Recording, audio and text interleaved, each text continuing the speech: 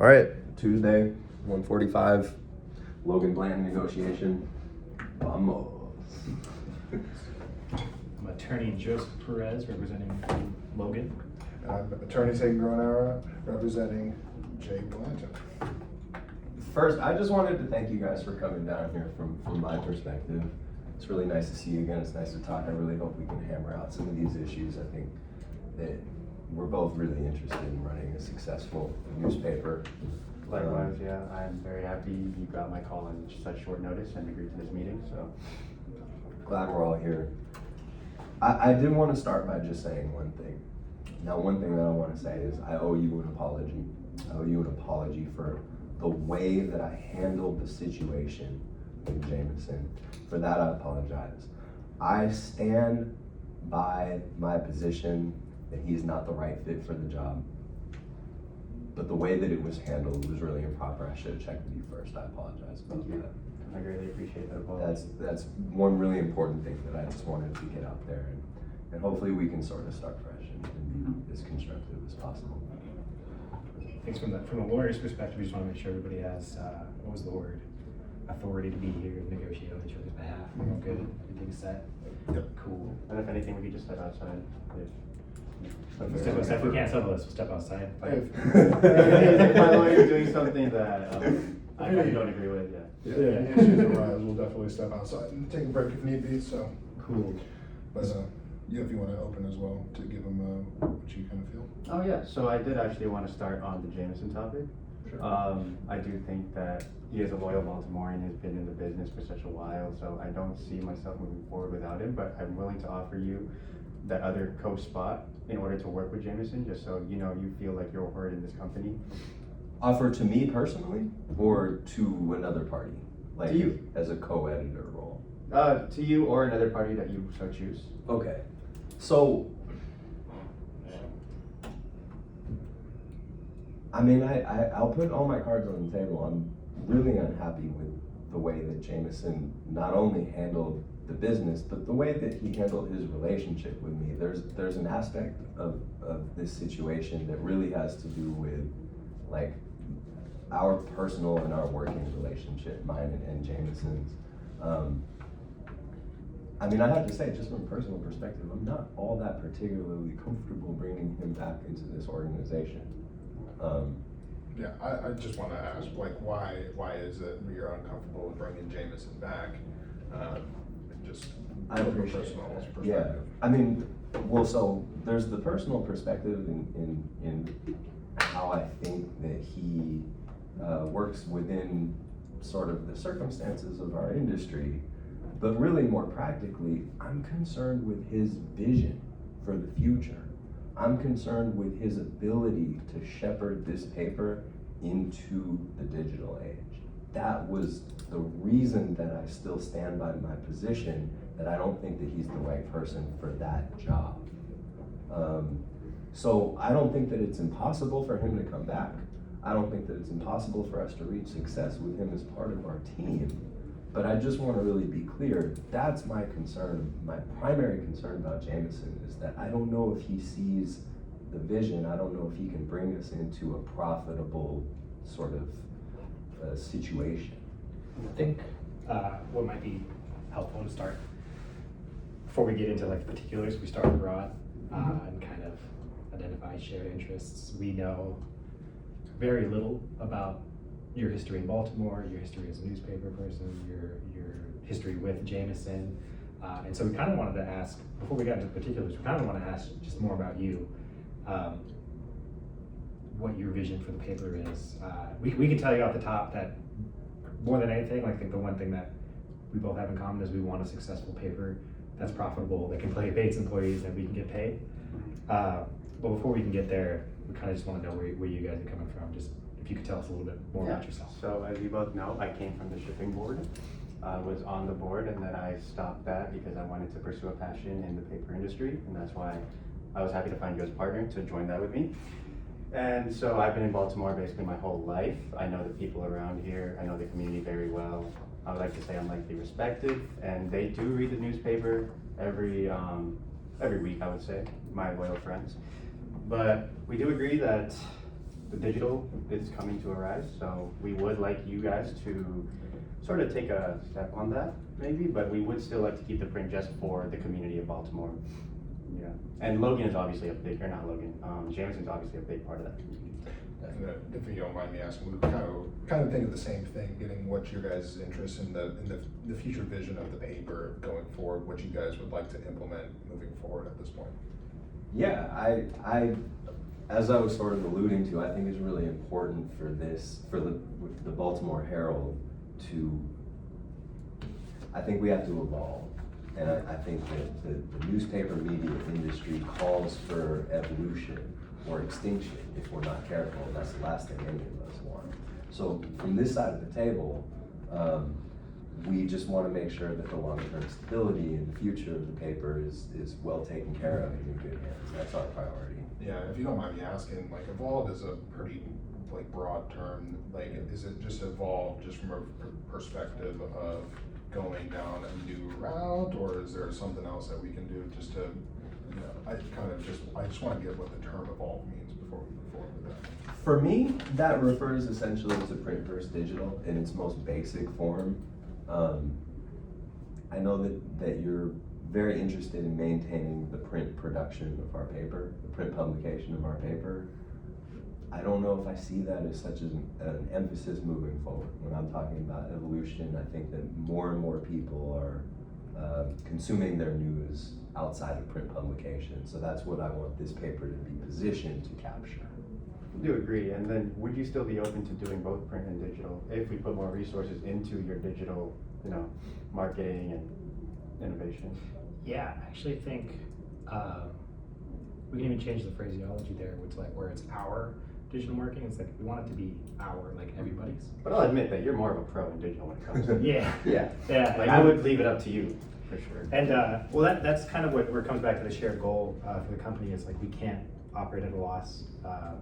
So I think we had discussed that like the paper isn't terrible. It's only that it's losing us money, and the cost to keep it going is what's hard.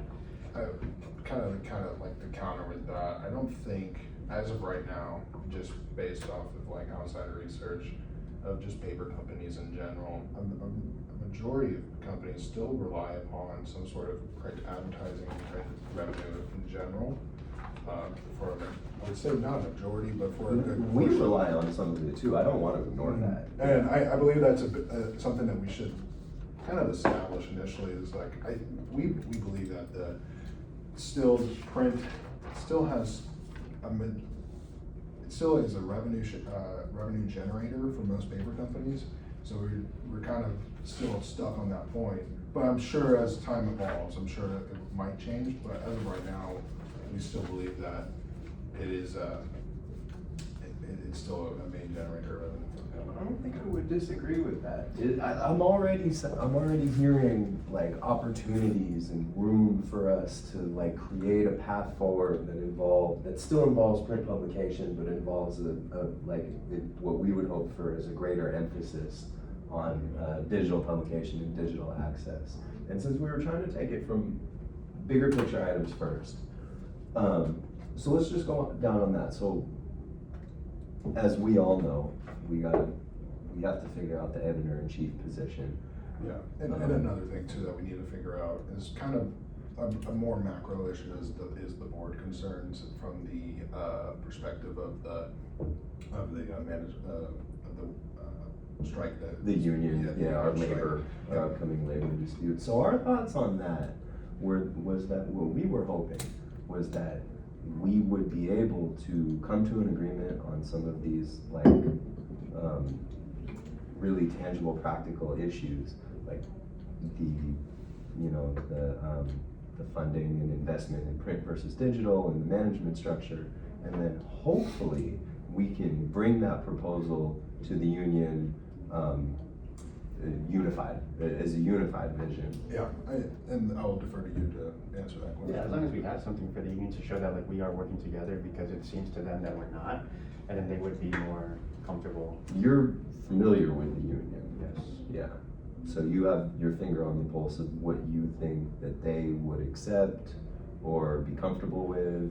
that if we were able to come up with that, you could sort of evaluate it in that regard? I believe as long as we both come to a conclusion and that the paper runs how both of us would want it to, and we have the same mind on how the paper is running, then they would not have a problem continuing with the strike. Yeah, that's the only reason, that exact reason, that's why I was less concerned about that issue. Okay. Because I feel like once we can come to that unified vision of how we want it to run, and I do believe we will, then we can take that to the board together and we can show them the merit of what's going on. Okay. What was the issue you wanted to talk about again? Well, I know that the board, I just wanted to sort of cover everything from the outset, sort of. So I know the board is, or excuse me, not the board, the union is suggesting a board of directors, asking for a joint vision and looking for specific steps to resolve future impasses. So like, as we work print versus digital, management structure of the paper, that's what I wanna do. I just wanna keep that in mind, what's gonna keep them happy. Yeah, and I think the thing that we have to come to is a pretty clear agreement, so they kind of, it's black and white as to they know what's going on. Yeah. Yeah. We had, I had down here in the tentative discussions that we were reducing the amount that we were printing from 7 days a week to 4 days a week. We were thinking that a way to keep the print edition not as a loss is to sort of target our readers better. So we were thinking we can do weekly, monthly special editions. We could do, we have the digital side. Subscription models are a big deal. You get people to subscribe, and if they pay for the paper, they get other things in the paper. That way we're not setting up papers on stands and hoping people buy them and selling them to local vendors, because our paper purchases have declined, so our vendors aren't purchasing quite as much. But if we can target the paper directly to our consumers and figure out who those people are, it could keep the paper more profitable, the paper version more You want profitable. me to touch on that? I think we are open to doing something along those lines, but also we are aware of the digital concerns, and we also kind of want to push a social media aspect of it as well. I'm sure that you guys might be able to view how beneficial social media is in this new digital age moving forward. We believe, can get into the details later on, but we believe that social media can help improve the digital circulation as well. Yeah, we are interested in social media primarily as as a funnel or as a direct to where we produce our news, whether that's the website or whether that's a print edition. That's what we want social media to be. We want it to be an interface for the news that we're offering. You want me to touch on that? Go ahead. Sure. There are a lot of great examples of that Mhm. already going on. For example, I think ESPN does a great job of doing that. They will have their journalists and their editors write an article, and they will circulate it on social media, such as X or Instagram, with a link to the digital platform. I'm Mhm. sure that can increase a subscriber base as well. I don't know how open you guys are to have requiring that going forward for our editors, or I actually love that idea. That was actually something that we had thought about bringing to you guys, so I'm kind of glad we're on the same page. Mhm. And I just I'm kind of feeling that we're agreeing sort of on this hybrid model of like keeping the paper alive where we can, where it's successful, and making sure we build that out. Yeah. And let's also And just then- say that nothing is done until it's done. So Yeah. we can take all of these hypotheticals as far as we want, and nothing is binding, right? Yeah. So we say, we're continuing print, or we're investing in media, in whatever we're doing, and that's contingent on this or that, and nothing's done until we put pen to paper. I think we absolutely Yeah. agree with that. But I'm glad we're not talking about a full deal yet, but we're kind of talking about the aspects of Yeah, the deal, little- nuances here. Yeah, and there. parts and We pieces. could, we could say we have a shared vision. Right now, the shared vision is like The social media. digital and print, and the social media is part of that the digital side of things. And I think growing social media definitely in this digital age. I mean, for example, a lot of younger generations. I think Pew Research this is some outside research that we did. I mean, the 18 to 29, 30 to 49 range, most of the people get their information through digital devices now. It's like 93 and 92% of people within those age brackets. We are very happy to hear your side of the table bring that to the table, because you know, in the past, you and I haven't always seen eye to eye on Mhm. the value of digital, you know, digital footprint in social media. But that is much more aligned with sort of how we see it. So if that's your perspective on it, then there's definitely gonna be And- merit there. And the other thing too that we would like to talk about with the social media activity is because we wanna have that presence there to provide reliable news sources for people, because we don't want the you know, fake news reports out there. I think that will help, garner some good standing with our readers going forward. We had talked about that, because that was one of the things that we remember came up as an issue, because we felt at the time that we were spending too much time on like responding to hate comments or like all these fake news. Because there's a million, like a lie goes around the world before the truth has an opportunity to tie its shoes, something like that. So we understand, and we do think it's the newspaper's job, at least a good journalist's job, is to tell the truth and to respond to those things.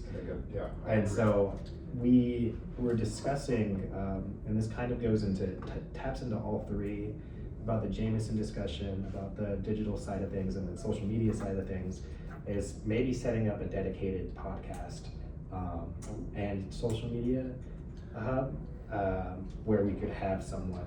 Well, I just want to say, within this regard, the way that we want to attack fake news, generally speaking, or that we think that might be the most effective way to combat it from the Baltimore Herald's perspective is just to emphasize our own credibility.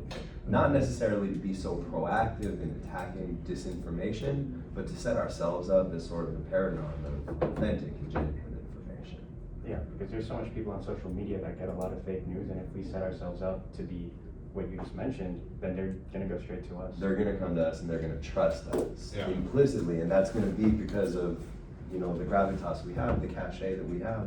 Now that I say that, Jameson might factor into that, certainly. But I think that we build on our reputation and brand and just let that speak for our combat to disinformation, more so than devoting a lot of energy and resources to combating specific instances of disinformation. I think we kind of can agree to that we do want to provide an objective source of news at this point. And then, so to continue on what my counsel said, we've spent a lot of time thinking about some different arenas and dynamics and ways that we could broadcast ourselves. Mhm. One of those is a podcast. We're very interested in the possibility of doing that. It'll give us a footprint in a really interesting space. So, you know, one other thing you brought up was when we were talking about print edition. So we're just trying to think of all the different ways that this can manifest, right? So with print edition, we're talking about a newspaper, of course, but some of the other things we're talking about is like a monthly or a weekly or a journal of some kind like that, something that was closer to the Atlantic perhaps than a daily paper. Those types of publications tend to have a lot of credibility. There could be opportunities for photojournalism, even a live news studio of some kind. So those were just kind of the creative things that we were thinking about Mhm. that might give us more visibility in certain ways. I'm just gonna come from my perspective of just that type of model. I know proposing like a big digital media, sometimes those can fail. There is some, like for example, CNN Plus in the past when they tried to launch that, it basically was dead on arrival. So there is some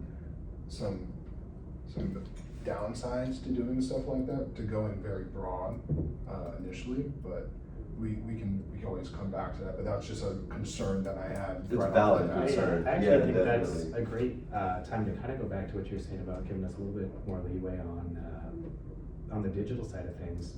Because part of that was they just had terrible guidance and they hadn't had someone that was able to do it. And we had discussed about bringing in someone who has that digital experience, that online only experience, to kind of help us manage and make that transition to this hybrid model that we're kind of discussing. Yeah. Which I think is part. So we have a candidate in mind that we'd like to discuss, that I would like to discuss. Personal business acquaintance of mine. Her name is Parker Flynn. She is currently the digital editor of the Philadelphia Gazette. She, in my opinion, would be an excellent candidate for the editor-in-chief position. But one thing I wanted to say, building off what you said, Mhm. which is, I think that's a really good point. I think that, I don't even necessarily think that anything that we come to an agree on is gonna have a big degree of immediacy. Like, I really like what we could potentially mold, in terms of, okay, this is how we're gonna start and this is how it's gonna finish. So whatever we have right now in terms of publication, print publication can increase or decrease over time. Whatever resources or investments we're making into the digital realm can slowly be increased or decreased, what have you. I don't think we have to jump in feet first on that, is what I'm saying, definitely. That was just a concern. I think it's a valid Yeah. concern. I did just wanna say, yeah, I wanna recognize the validity of that concern. Yeah, I and agree, just I say, just- Oh, sorry, go ahead. yeah, I think we can ease our way into certain things. And Definitely. I don't know. I was about to say that, exactly that. Yeah. As long as it's not like a big scale thing, jump at the beginning, as long as we're scaling up, I don't mind going digital. Right, so we can talk about a monthly publication. That doesn't have to be something we leave here with. That can just be something that we brought to the table, sort of, and may put into practice in the future. Yeah, and just from this, you guys want to give us a little bit of general background information about Parker, just besides the Philadelphia Gazette, like what does she do over there? Just so we can. So she's extremely well experienced in digital journalism. Essentially, she's ran their website, ran their social media, ran their visibility, everything that has to do with electronic news. She's been in charge of, and as we know, they've been relatively successful. I don't think that's in the facts. I just made that up. Philadelphia Gazette, I'm sure they're successful. I'm sure they're doing well. It's Philadelphia. I hear great things. I hear wonderful things. And so, back to what I said at the start.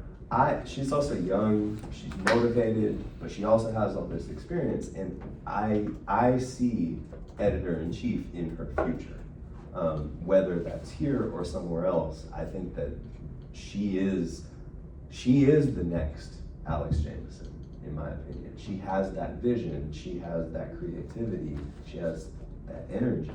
I think she can bring in a renaissance similar to what Alex has done in the past. Yeah, I mean, I definitely agree. You definitely did your research on this. What's your name? Flynn? Parker. Parker Flynn, right. So I would just defer to Alex Jameson when it comes to the print. I know you said Alex is more of a digital girly, and she. Parker. What did I say?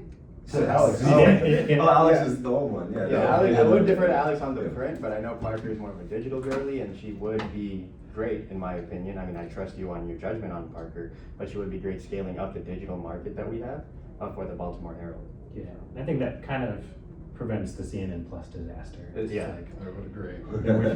if we, instead of, because we have the vision for it, we don't necessarily have the technical know-how on how to actually get stuff off the ground. That's why we want to bring her in. Mhm. And so, Yeah. that's just kind of. Another thing that just comes to mind too, if you're hiring from a competitor, I think that's always a fantastic thing to do too. Good look. It's a good Yeah. look to bring in talent. Poach in their to- top talent. To poach some talent, if you say she's as good as she is. I went through our notes real quick. Parker Flynn did work at Logan's old family media company. Oh, that's Washington. Yeah. Washington. But she DC. did work on the Philadelphia Gazette, so it was like early days, did So, Philadelphia. I don't think our paths crossed very much when I was working for my father at that time. Our responsibilities were somewhat. Yeah, so definitely been in the game for a while and knows what she's doing. So what did you do prior, what did she do prior at the old before? Old days of her family's media company, and our family, I mean Logan's. The family. The family, sorry.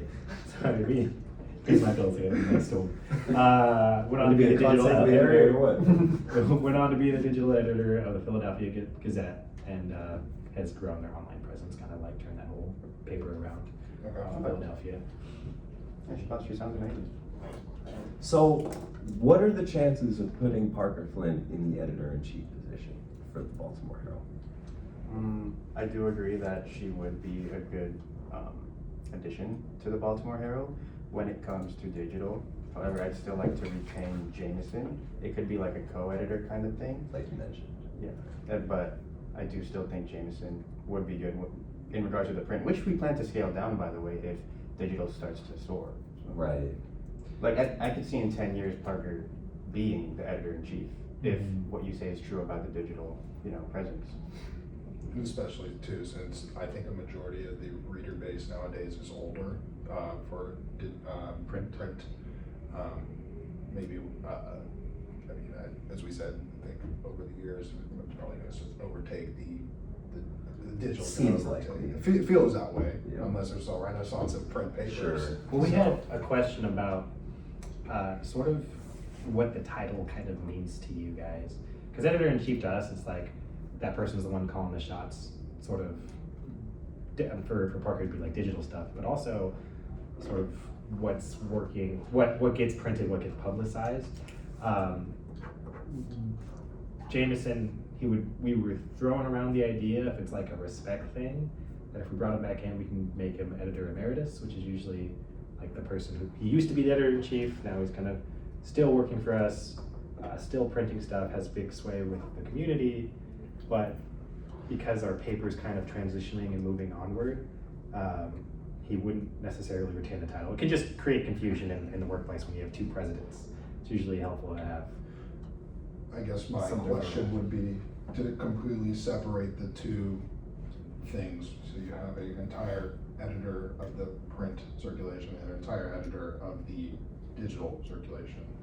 So, I mean, you could say the editor-in-chief of print and then also the editor-in-chief of, I mean, at the end of the day, they're still co-editors.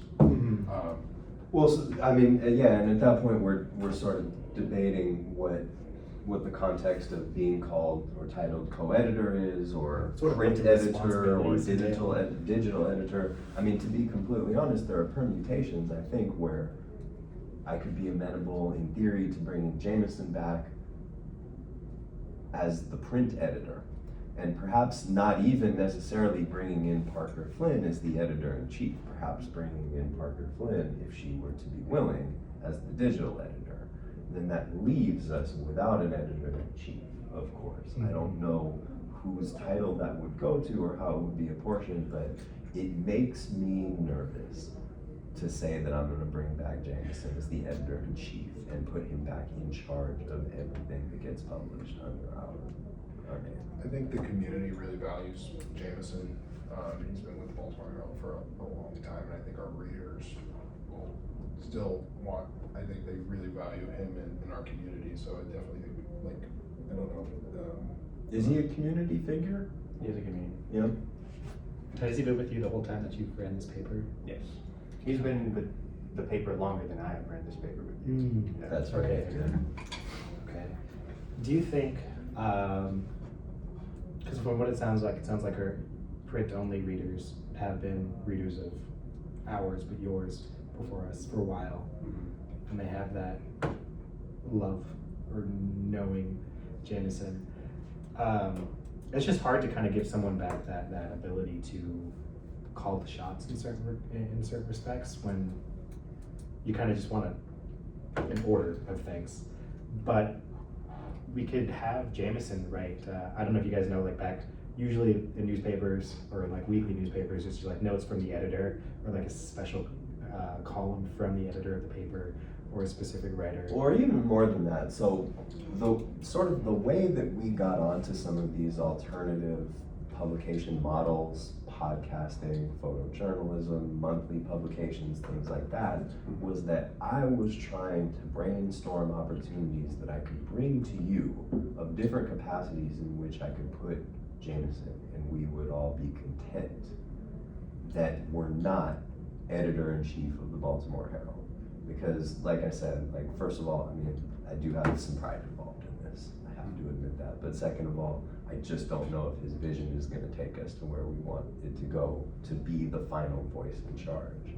So I just don't know if I can bring him back as the EIC. But that's why we started going down all these other roads. Would he potentially take the EIC of the Baltimore Monthly or something of that nature while still being the print editor of the Baltimore Herald? Different permutations that I'm trying to think of that would leave your side of the table comfortable with him not coming back and literally being the EIC. Because I see the only other problem, sorry to interrupt you, the only other problem that I see with having two separate editors-in-chief is that it's not just redundant, but it's expensive. Because usually when the articles you run on your digital site, you're also running in your paper. Sure, things have to be formatted differently and printed out differently, but you usually run in the same articles. Mhm. That way you're not writing a whole different set of articles and things in one paper as opposed to over here, because that's like, now you just have two separate teams and two separate papers. Yeah, I think it's more of a structure of a paper, I think is the editor-in-chief's role at that point, but. So, I mean, broadly speaking, would there be a permutation either that I said or that you could think of that you would be comfortable under any set of circumstances that you can consider where Jameson doesn't come back as the EIC of this paper? There are. Yeah. I just. What does that look like? So, like I said, I do want him to manage the print still. I want him to be able to call all the shots in regards to print, because that's what he's been doing for a very long time. And he's shown great success with it. I'm just afraid of someone, I guess, trumping his decisions in regards to print. If that makes sense. And so is there a way, is there a way to fit that decision-making authority into a management structure where he is not the final decision-making figure? Like, if he's in charge of print, if he's deciding what goes in the paper, what it looks like, what's above the fold, what's below the fold, how does that work where that person is not the EIC? Or does it? I feel like it could if Flynn is the EIC for digital. I mean, I didn't hear you mention anything about her experience with print, and that's what makes me uncomfortable. Like I know she's great when it comes to digital. Very valid point. I don't believe that she has much print experience, except Exactly. possibly with the family business. So I feel like that's where we're going to have to try something new, where both of our interests would align. I give Jameson at print, only at print, Mhm. and then you would have your person going social media, going digital. She's gonna have a lot more responsibilities than my person, I'll let you know that right now, so I wouldn't mind if she had a higher role, title-wise, so. So, just like sort of like broadly, like in general terms, if Jameson was in charge of everything print related that we made or produced, but Parker Flynn, and perhaps even some kind of advisory to Parker, Like me and you. yeah, or to us, would that be enough satisfaction to offer Parker Flynn the EIC job? Well, does the title entail being able to trump print decisions? I mean, in this case, like in the broadest terms, I think yes, it does, and I know that's a concern of yours, but is there a way that we could drill that down possibly to where that balance is Yeah, perhaps actually- not? I mean, you can always make the promise that you won't. But what's that worth except on Yeah, paper? yeah, So, I mean, like, I wouldn't wanna. I would like to chime in. I think we're kind of in an agreement here. The only thing that I think is with her lack of experience with handling a print newspaper, I think we kind of would like to have Jameson still circulate the print newspaper as our readers have always read a Jameson paper, edited paper. I'm sorry to interrupt, can I ask what, do we know what Jameson's employment structure is? I mean, I know I terminated him. Is he contracted? Is he salaried? I only raise that because I'm wondering if there might be a way to bring him back on sort of a contract basis or something that was, I mean, I would maybe even be willing to bring him back as the EIC as long as it wasn't necessarily in perpetuity and possibly able to be reviewed or potentially even removed. Like if you know a series of 2-year contracts or 5-year contract or something like that. Does that sound like it? Yeah, I have no information on that, but. I didn't think we had any. I don't recall seeing anything about a contract. I don't remember what he was, but how about that going forward? Would that be something that we could put on the table? I'm sure that contracts are usually, I mean, it sounds like a sports contract. Every couple of years you renew. Right. Obviously, there'd be terms. We could have terms like how much the print revenue is still, shaping our business. Sure. And Yeah, then absolutely. If it comes to like, a smaller amount, then we could move him out as editor-in-chief. But I'm open to not even put him as editor-in-chief, as long as he has management over Of the print, yeah. Well, here's what I was gonna say. But I just don't know how to It put him just in there sounds- without yeah, letting true. him be trumped. It's kind And of, that's what you want to avoid. yeah, and that's what I was thinking is there might be a way to also tackle the management issue, the management structure. We It's sort like of a- discussed like a the board. position. Yeah, because we could Cause I understand. Has your side discussed the advisory board or a potential, management board at all? Cause I understand, because we agree, like, he has the experience in the paper side, and if that's what it's gonna draw the readers that we do have to the paper, it's great. He should be able to not really, he should have a lot of leeway in the decisions that he makes, not have to look over his shoulder. I guess what we want to fix is if there's an issue that comes up, like if there's something that he wants to do that maybe the staff and Parker, if she comes in, see, like, how can that be resolved? And it's usually best done by vote, by having an uneven board, 3 to 5, where it's like, we agree with Jameson's position on this, he should have the opportunity to run paper like this. That way, if an issue comes up, and it might, maybe like when we come back day 2, we can have a better idea of how to solve that problem. I think we should table the management structure for our next. For the next one, because I think that might solve the editor-in-chief problem. I like it though. Yeah. I like it. You guys have actually, you made some really good points about what he brings to the table and what Parker's limitations or shortcomings might be. And so being solution oriented, I just start thinking how we could fit them together. And I do see a lot of potential there. Yeah.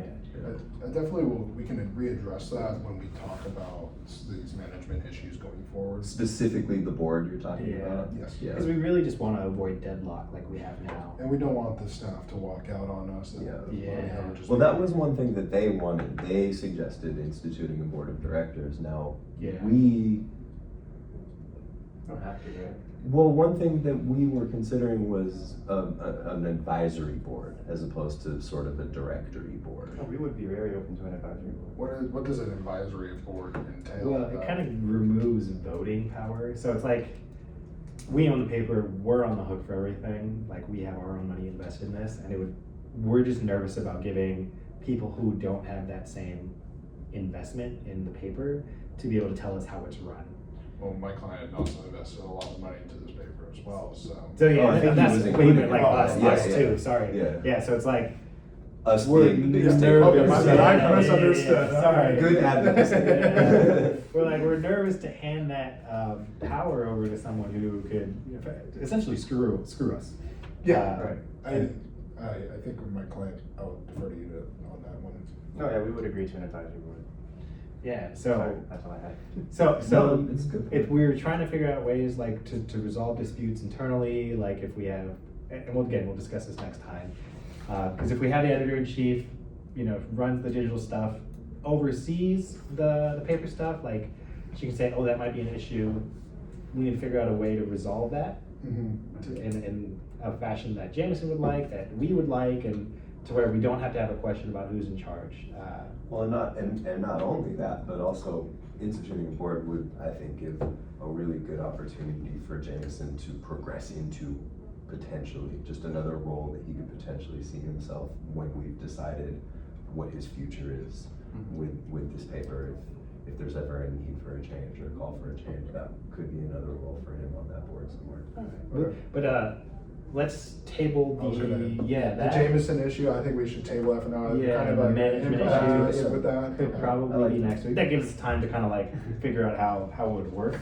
But there's a couple of smaller things we can probably take care of right now, since we're talking about reducing digital print and make sure we got everything. Management structures for next week. Preventing walkouts coming next week. New editor chief. I'm not ready to push anything off the table until next week if we have momentum on it. I think we should address the circulation of the print going forward. Yeah, let's talk a little bit about. Kind of the current deal in place, and kind of what the vision, we've already talked about the vision going forward. We kind of have come to the realization that print eventually will probably be obsolete, a long time from, well, not a long time, but as readers, But not tomorrow, so what does it look like between now and when print, continues to like decrease in popularity? What is that gonna look like for us? You wanna, I'll. So we believe that right now we keep this current agreement in place.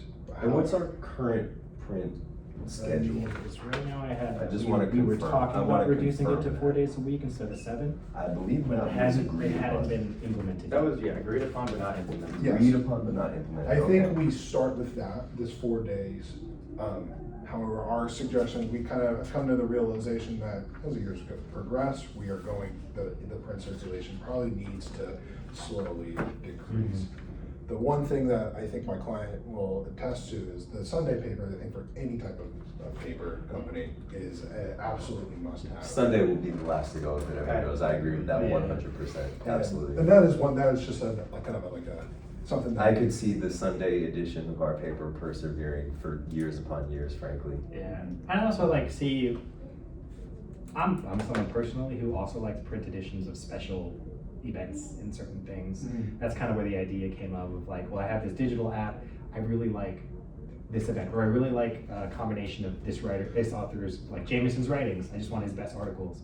Where can like if I can order through the website direct to me, like those things can always stay And around. I'm pretty sure, I think the New York Times does do something like that where you can sort by the author. I think so, yeah. I'm pretty sure, I think the Wall Street Journal's kind of the similar aspect of like sorting through an author.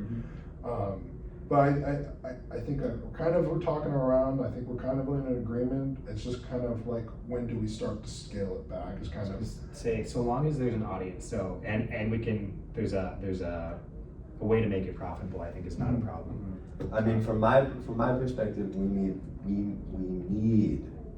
that print publication to be profitable. That's our bet right now. That's where most of it's coming from. I mean, yeah, I mean, from our fact pattern, it says that print revenue is still more than half of our business, but we are still willing to scale down to our agreed upon terms of 4 days, obviously keeping the Sunday paper would be the last to go, but I'm not sure if it's profitable still. Yeah, because We had some numbers. I'd like to read the numbers Yes, please. that my information revealed.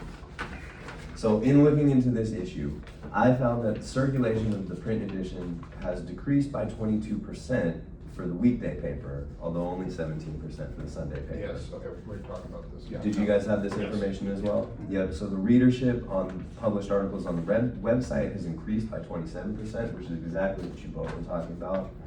Revenue from advertising in the print edition, I do have is down 29% in the last 2 years. That's correct. And that to me was sort of the figure that has precipitated everything that has gone through right now, because revenue from digital advertising is up by 18% and now makes up 42% of overall advertising. And what I was kind of. So we can see where the trends are Where going, the trends are going, and what we kind of. but we're not there yet. But we're not there yet, is kind of the thing I was getting at. So, I don't, we talked about doing a rolling agreement, coming back and renegotiating, well, not renegotiating, but having a contract in place, talking about when do we scale back. Yeah, yeah. I mean, we could scale back right now to the 4 days, we'd give you that leftover, resources that we would have used for the other 3 days of the paper, so you could expand the digital. yeah, I think That that's sounds really a good. great move for like the stable foundation of this paper right now. Implement that right Right, now. and again, nothing is done until we're pen to paper, but that's one of the Yeah. things that we're kind of like reaching sort of tentative agreements on. We can move some of this investment, some of these resources over to a more robust digital footprint and decrease going forward, say in 2026, for example, to a 4-day paper publication. And would that be Monday, Wednesday, Friday, Sunday? Probably. Probably. I think that's what it said. Yeah. I did some thinking about like Whatever different the days and 4-day stuff. schedule was in the prior agreement, I think, as long as it includes. Wednesday, Friday, Sunday sounds good. What is it again, Monday? Monday, Wednesday, Friday, Sunday. So every other day. No, well, Sunday, Monday, true. And yeah, that's just for 2026, right? And of course, like if it still keeps going down in 2027, we could go down to 3 So days. let's say, for example, yeah, like tentatively speaking, we agree on that print schedule and that allocation of resources for the next calendar year for 2026. Mhm. And then we agree, you know, whether it's the board or whether it's us, whether it's just council, that, you know, end of financial year 2026, we're gonna take another look at this. Like, that's another thing that we're just gonna start with. I'm sure that the employees would like to have some clarity. I think that's something that the employees are really concerned about, is the clarity That's to true. move forward. So I don't think reevaluating it every year is providing clarity for people. That's fair. I think maybe if we go for a longer deal with that, maybe a 3-year deal, like to roll it out for. If we do something like Or- that, can we have like, sort of built-in triggers that might accelerate the process if, Say, like, just say no one buys if the papers numbers anymore. aren't looking, Yeah. you Of know, course, yeah, good like like if it that. reaches a certain threshold Right. of revenue, yeah. Thresholds, I yeah. think that's, So that's something we could build into a contract like that, Okay. definitely. I agree. And then, you know, like we'll build out the details more, like if X, then, you know, like Monday X or something like that, you know, sort Okay. of. So instead of reevaluating every year, we need to give some clarity for some people, so. I like that, yeah, because we are here Yeah. looking for stable foundation, Mhm. definitely. So let's say that, you know, we're looking at amending the print schedule over the next 3 years to a 4-day print, while taking those resources and allocating them towards digital. And then let's say, so that is locked in. We And want we'll say, triggers, right? and we'll say. With automatic triggers in place. And we'll build the triggers out, and let's say after 2 years we meet, or, you know, theoretically speaking, we have some point in there where we just meet and discuss the current situation, Yep. something like that. Cause I'm pretty sure that's a normal business decision that has to be made at some point. Definitely, We're not yeah. retiring anytime soon. And it also like gives We're all us young. time to, it gives you time to sort of target your print-only readers, that we can move into the digital advertising space. Now, I and want to stuff be like clear that my only objection to print physical media, is really the cost of printing a daily edition of a newspaper. So if we can make it more targeted so that it's getting to the people who want to read it, or if it, you know, mutates or permutates into a different kind of publication, like a weekly or a monthly, these are things that I will like wholeheartedly support. Mhm. If they're profitable and if they're getting, you know, if they're keeping our brand, you know, as like well-known and as strong as it is, like all the way through and through. Like my only issue with print publication is that it's just costing so much, right? So if we can fix some of these factors, or if they change, or if we come to new ideas, you'll have my full support on this. Did you say 3 years for that sort of tentative agreement? And then another thing we could probably knock out real quick is the social media kind of stuff. That way we don't have to worry about it when we come back. Yeah, coming back, so we can kind of highlight the two, I think the two remaining things that we'll have at that point is the Jameson rehiring and then this board. Yeah, I really like where we're going. Yeah. The Jameson stuff, I'm so encouraged by that. Like my character is, but I am too. I think we discussed it. I mean, it fits under the umbrella of digital. I think the issue again is sort of where we allocating resources and time. I think Logan made a great point about like the best defense against misinformation is just being a credible paper. But we discussed that it's not terrible to have sort of a face of the online space that could be Parker Flan, could be rotating cast, could be Jameson coming in and discussing that week's topics or that month's topics. So is this a more opinionated, like podcast where they? What if we had something like that? You guys know Jameson better than me. Would he be interested in like other creative public facing roles, especially being like sort of a public figure of Baltimore, or is he very committed to managing print media? Are you just referring to him being part of the podcast? Part of, part of a podcast, or part of like a monthly, Like or the his paper as own it grows, news or- column. Yeah. Or just what is his thoughts on that, or what are your thoughts on his thoughts on that? Like, how many different roles would we fit him into, or is he very focused on, I want to manage print media? He's very focused on the print, obviously, but he is loyal to Baltimore. So as long as most of the stuff he's doing is for the Baltimore community, for the most part, I don't think he would have a problem with that. Because sort of like what you were talking about, like where we have because we can have a face of digital media, of our digital footprint.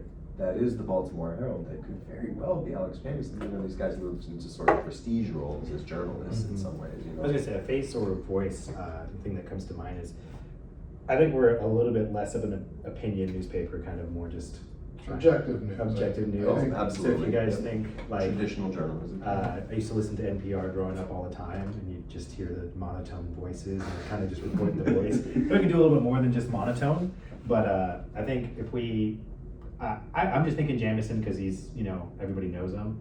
If he did a morning and evening 15-20 minute podcast, talk about the day's events, stuff like that, real quick, we wouldn't have to dedicate a ton of resources to it. It'd cover the day's news. So even if we're not printing on Tuesday, we still got like a 15-minute news podcast out there for it. And it would be objective. We wouldn't have to worry about all that stuff. And it would cover the social media. We can throw those 15 minutes, splice up the 15 minutes on the social media, build out our credibility as just being an objective.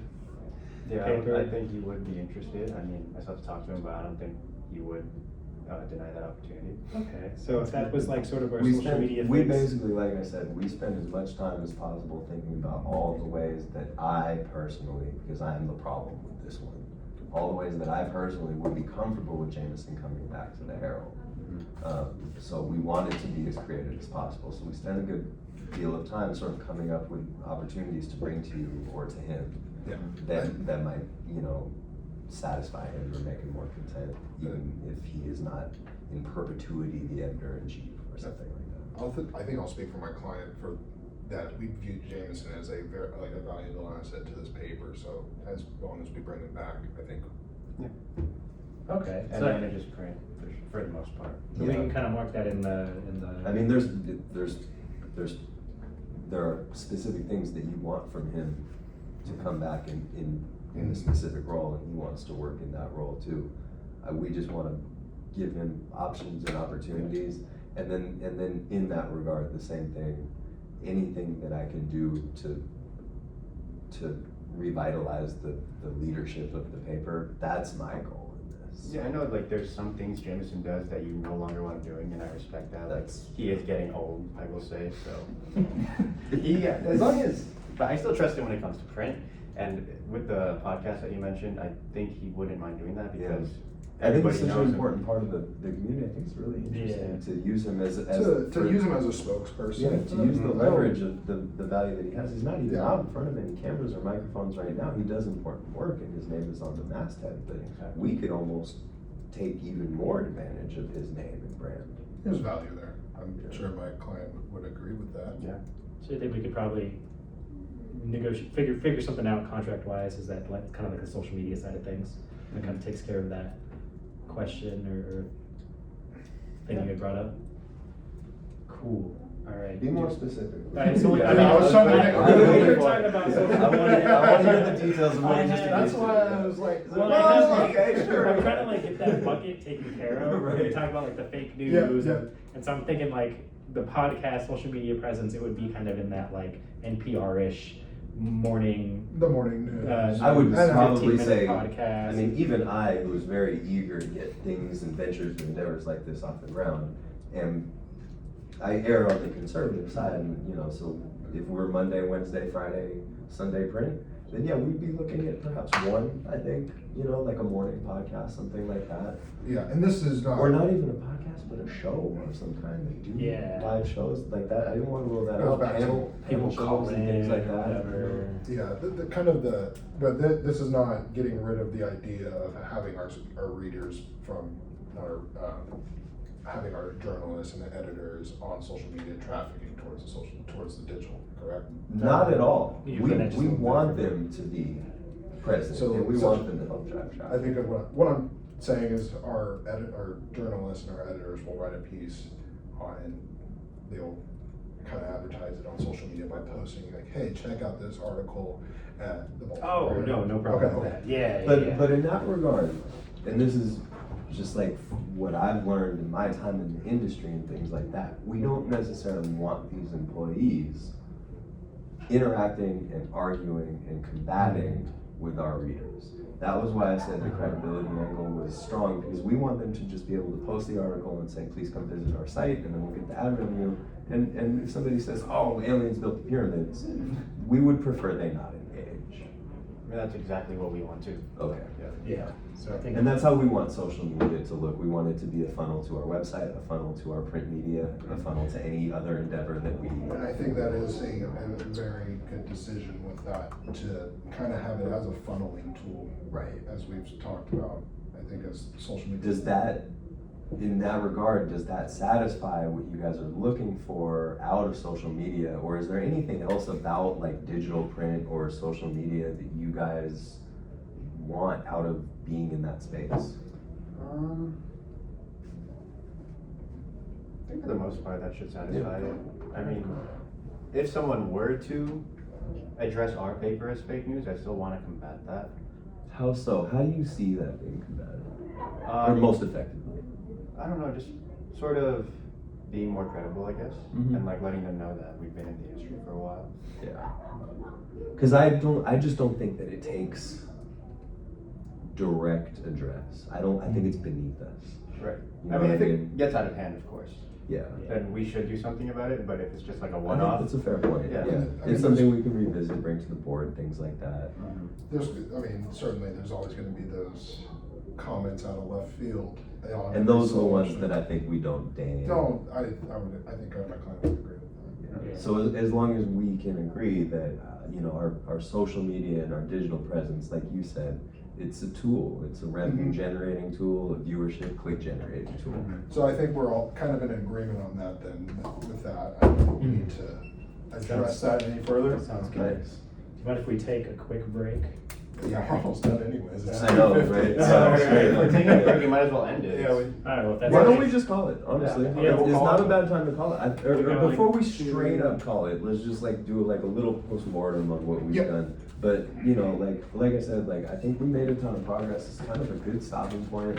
Yeah, I mean, we're in agreement on the social media aspect of it. Right, which is really Print important.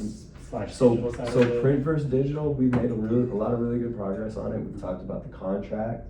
We've talked about how and when and on what bases print might be scaled down. Yep. We've talked about where the investment for more robust digital presence is gonna come from. It's gonna come from scaling down print starting next calendar year. We've talked about, okay, some metrics, looking at that, and then we've talked a lot about Jameson and Parker Flynn, Although we haven't reached. but we haven't reached really anything, exactly, no agreement on that. But I was really interested to hear and be educated on the value that he brings to the community, what he means to the paper and the brand. And also, I think you have really valid concerns about Parker and her experience in a print capacity. I think that's really fair. Thank you.